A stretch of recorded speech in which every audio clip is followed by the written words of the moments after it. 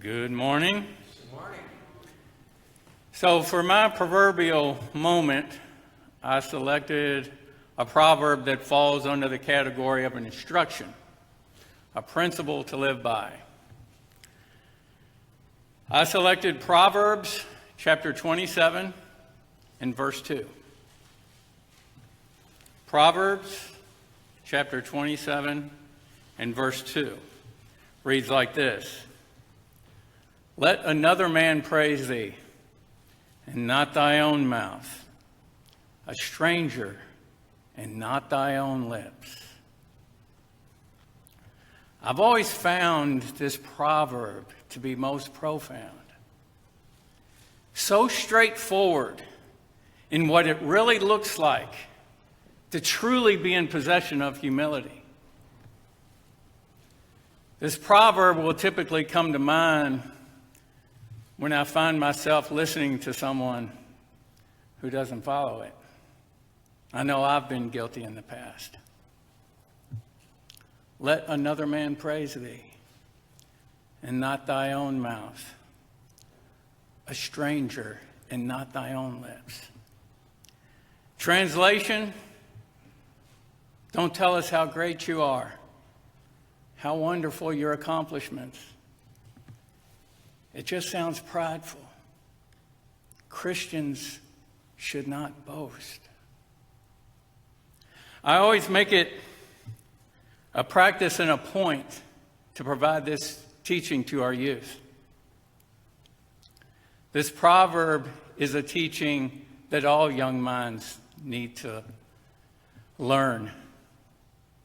I tell them how much more powerful it is when someone else applauds their efforts, when someone else sings their praise.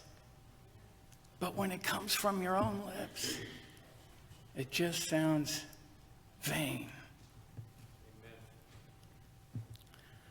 But it is human nature to want accolades, affirmation, praise, especially when you try hard and you do great things and you deserve it.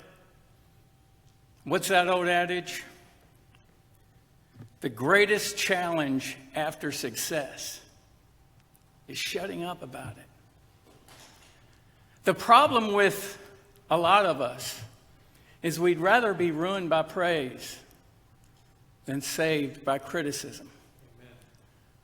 But when that praise comes from our own self, it just seems wrong. So if we're not to praise ourselves, not to laud our own accomplishments, what are we to do? The antithesis, of course, be humble. We must not conflate humility and pride. They are two different things, polar opposites. We need to be one or be the other, but be consistent. I say be humble. When someone else sings your praise, the impact is great. When someone else blows your horn, it has a tendency to sound twice as far, to go twice as far, even tenfold. What about God? What about God? He is perfect, without flaw, does everything right. If any could boast and be proud and even gloat, it would be him. But the essence of God is humbleness. Amen. What's the scripture say? Love does not parade itself. God is love. Love is not puffed up. Love does not seek its own. When Jesus walked this earth, was he not humble? Amen. He said, "Take my yoke upon you and learn from me, for I am meek and lowly of heart, or humble of heart, as the NIV translates it." That's so telling. Humbleness, part of what makes a great friend. Humbleness, part of what makes a great father, a great mother, a great son, a great daughter, part of what makes a great spouse, a great mentor, a great elder, a great pastor, a great boss. Who wants to follow a narcissist? Someone who's all about themselves. Vanity. When Jesus walked this earth, he shared this teaching. He said, when someone invites you to a wedding feast, don't sit at the head of the table, the seat of honor. What if someone more distinguished has been invited?